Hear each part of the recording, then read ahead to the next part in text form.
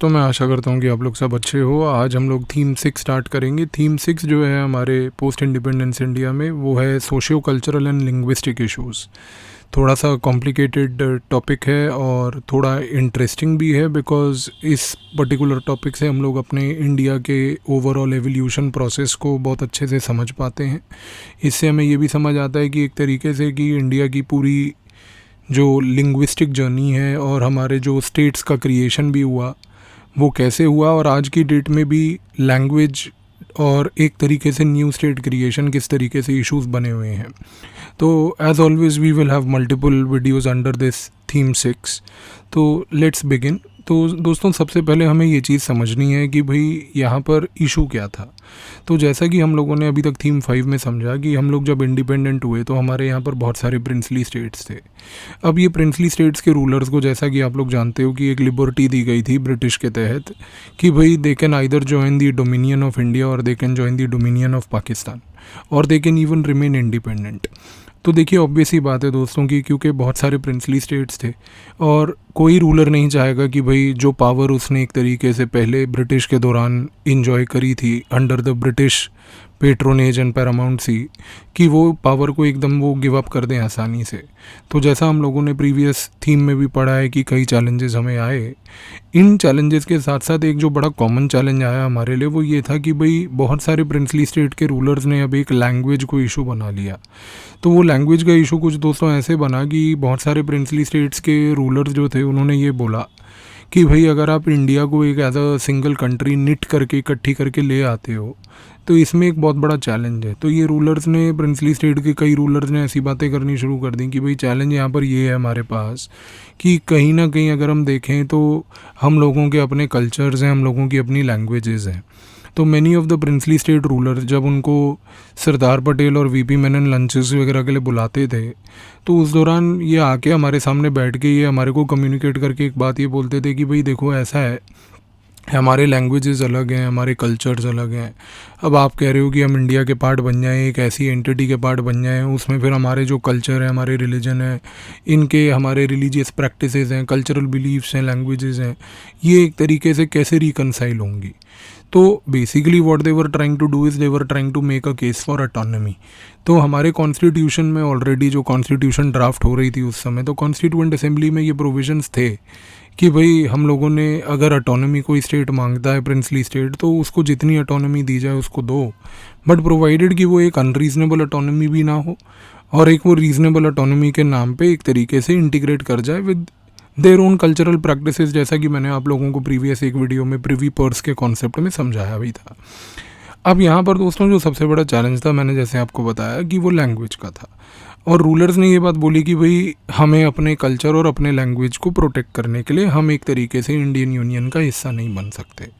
लेकिन government of India ने ये बात बोली उन लोगों को उस समय भी, और हमारे जो उस समय नेशनलिस्ट लीडर्स थे उन्होंने ये बात समझाई कि देखिए, नेशनल कंसोलिडेशन के लिए एक साथ हमें आना पड़ेगा। दोस्तों, आप एक यहाँ पर जो एक बड़ी इंपॉर्टेंट थीम समझ अगर आपको आ रही होगी केयरफुली, तो वो समझने की कोशिश कीजिए। और वो थीम यहाँ पर दोस्तों ये है कि कहीं ना कहीं जो ये प्रिंसली स्टेट्स का एक थॉट प्रोसेस था, और वो थॉट प्रोसेस ये कि भाई हमारे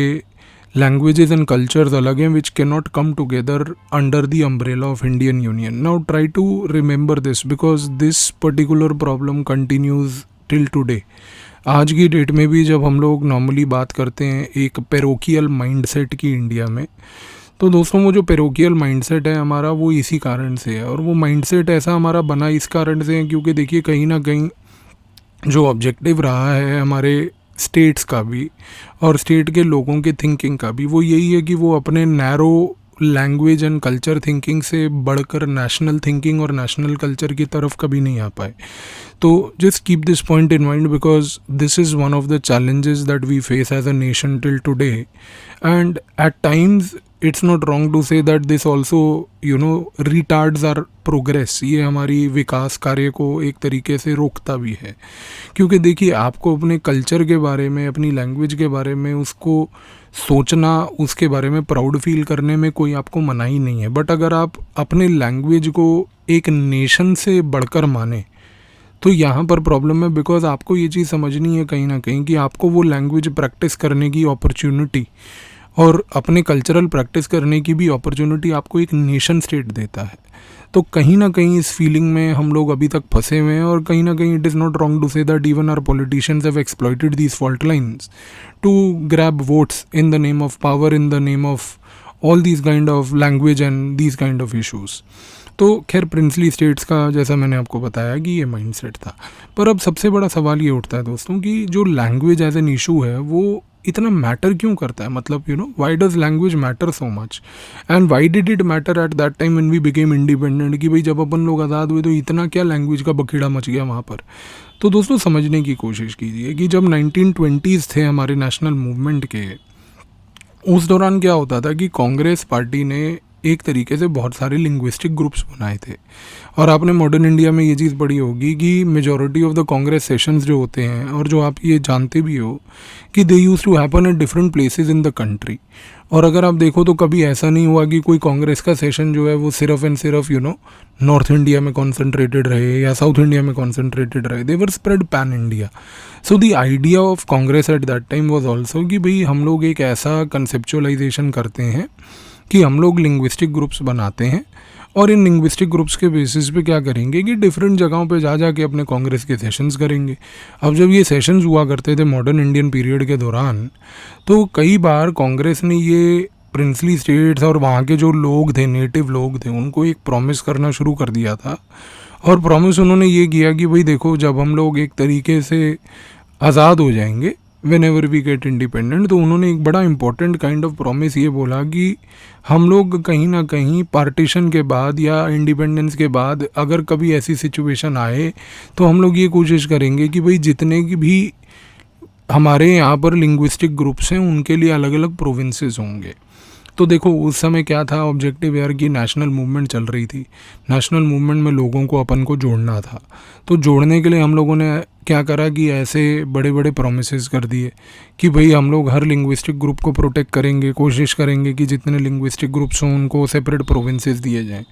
but what was the problem? The problem was precisely this, कि जब हम लोग इंडिपेंडेंट हुए तो इंडिपेंडेंस के बाद अगर आप ध्यान से ऑब्जर्व करो तो this promise was not honoured. Because उस समय ये हुआ कि हमें एक चीज़ समझ में आने लग गई कि जब हमने कॉन्स्टिट्यूएंट असेंबली बनाई तो कॉन्स्टिट्यूएंट असेंबली में ये चीज़ तो समझ आ गई कि भाई कंट्री के लिए एक ऑफिशियल लैंग्वेज रिक्वायर्ड है, और अगर वो ऑफिशियल लैंग्वेज रिक्वायर्ड होगी तो ऑफिशियल वर्क करने के लिए उसमें हम लोग हिंदी को चूज़ करते हैं। अब यहाँ पर एक डिबेट ये था कि भाई हिंदी को अपन लोग जो है एक ऑफिशियल लैंग्वेज के तहत रख लेते हैं कॉन्स्टिट्यूएंट असेंबली में, और दूसरा इशू ये था कि भाई जो बाकी कम्युनिकेशन होगी बिटवीन दी टू स्टेट्स, या एक तरीके से कहीं ना कहीं जो है कोर्ट्स की लैंग्वेज होगी, सिविल सर्विसेज की जो लैंग्वेज होगी जिसमें सिविल सर्वेंट्स कम्युनिकेट करेंगे, दैट कैन बी इंग्लिश। तो इंग्लिश को अपन लोग कोर्ट का लैंग्वेज, सिविल सर्विसेज का लैंग्वेज, ये तरीके से और इंटरस्टेट कम्युनिकेशन के लैंग्वेज को बना देते हैं, और कहीं ना कहीं जो बाकी अपना जो ऑफिशियल लैंग्वेज है उसको हिंदी रख देते हैं। अब ये बड़ा एक इमोटिव इशू बन गया। अब दोस्तों why did this become an emotive issue, आपको ये भी समझना है। वो इमोटिव इशू अपना इस कारण से बना क्योंकि कहीं ना कहीं अगर आप ध्यान से ऑब्जर्व करो तो जो लैंग्वेज है, तो लैंग्वेज से लोगों का कल्चर जुड़ा होता है। Language is very deeply associated with your cultural identity. तो अभी लैंग्वेज क्या है कि क्योंकि वो कल्चरल आइडेंटिटी से जुड़ी हुई थी, तो लोगों को इस चीज़ को देख के कि भाई अगर हिंदी ऑफिशियल लैंग्वेज हो जाएगी तो कहीं हमारे कल्चर पे थ्रेट तो नहीं आएगा। और प्रिंसली स्टेट के रूलर्स यही पॉइंट को आर्टिकुलेट करके बार बार बोले जा रहे थे। दूसरा, लोगों को ये लगा कि गवर्नमेंट आज की डेट में अगर ये बात बोल रही है, देखिए उस समय कोई हमारी गवर्नमेंट ऑफ इंडिया इस्टेब्लिश नहीं हो गई थी। कॉन्स्टिट्यूएंट असेंबली में जैसा मैंने आपको बताया ये डिबेट चल रहा था। तो एक थॉट प्रोसेस ये आने लगा कि यार कॉन्स्टिट्यूएंट असेंबली अगर ये बात बोल रही है कि भाई कहीं ना कहीं अपने को हिंदी अगर एक ऑफिशियल लैंग्वेज रखनी है, तो विल दैट मीन कि भाई हिंदी की वजह से हमारे को गवर्नमेंट जॉब्स में एक्सेस नहीं मिल पाएगा if we don't know Hindi. तो आप समझने की कोशिश करो कि जो नॉन हिंदी प्रिंसली स्टेट्स थे, नॉन हिंदी रीजन्स थे इंडिया के, उनमें ऐसा एक थॉट प्रोसेस सा आने लग गया। जाहिर सी बात है, because they felt very concerned about it. अच्छा, फिर तीसरा क्या हुआ कि कई लोगों को ये भी लगने लगा कि भाई अगर अपने को हिंदी नहीं आएगी और हिंदी अगर एक मान लीजिए ऑफिशियल लैंग्वेज बन जाती है, तो क्या पॉलिटिकल पावर में एक्सेस पाना हमारे लिए मुश्किल हो जाएगा? Because access to political power happens through a medium of communication. कोई भी पॉलिटिशियन जो है दोस्तों वो आज की डेट में कम्युनिकेट करता है, जबकि आज की डेट में हम लोग अगर एकदम अपना पॉलिटिकल थ्योरी के नज़रिए से देखें तो हम लोग बिलीव करते हैं रेटरिक में। रेटरिक होती थी जो है प्लेटो के टाइम पे होती थी और एरिस्टोटल वगैरह के टाइम पे होती थी, जिसमें वेस्टर्न थिंकर्स जो थे, जिन्होंने इनिशियली ग्रीक थिंकर्स थे, उन्होंने ये बात बोली थी रेटरिक मतलब कि एक तरीके से शोर मचाना, बड़ी बड़ी बातें करना, ऐसी कम्युनिकेशन करना कि जिससे जनता का दिल जीत लिया जाए, बट कोई कम्युनिकेशन में सब्सटेंस ना हो। तो लोगों को ये भी लगने लगा कि भाई पॉलिटिक्स तो इज़ ऑल अबाउट रेटरिक, तो पॉलिटिक्स में तो सिर्फ आर्ट ऑफ कम्युनिकेशन है कि किस तरीके से आप ऐसे कम्युनिकेट कर दो और कि कम्युनिकेशन करके आप ऐसा मैसेज दे दो कि भाई लोग जो है सोए हो जाएं, पागल हो जाएं, आपके ऊपर दीवाने हो जाएं, आपको अपना भगवान मानने लग जाएं। तो यहाँ पर क्या हुआ कि इस स्थिति में लोगों को ये लगने लगा कि भाई क्या हम लोग पॉलिटिकल पावर से भी डिप्राइव हो जाएंगे अगर अपने को हिंदी नहीं आएगी तो आप समझने की कोशिश करो कि जब कॉन्स्टिट्यूएंट असेंबली में ये डिबेट चल रहा था तो उस समय एक तरीके से बहुत ज़्यादा एक इमोटिव सेंटीमेंट कंट्री में स्टार्ट हो गया बिल्ड होना। तो जैसे जैसे ये कम्युनिकेट एक इमोटिव सेंटीमेंट पूरी कंट्री में बिल्ड हुआ, अब इस सेंटीमेंट ने किस तरीके का शेप लिया, अब इस शेप को समझने के लिए हम लोग समझते हैं कि अभी जो हमने एक शब्द का प्रयोग किया कि कॉन्स्टिट्यूएंट असेंबली ने एक बात डिस्कस करी कि let's have Hindi as an official language. तो केस नंबर 1 दोस्तों यहाँ पे ये उठता है कि why do we need actually an official language all together, अपने को ऑफिशियल लैंग्वेज की ज़रूरत क्या है।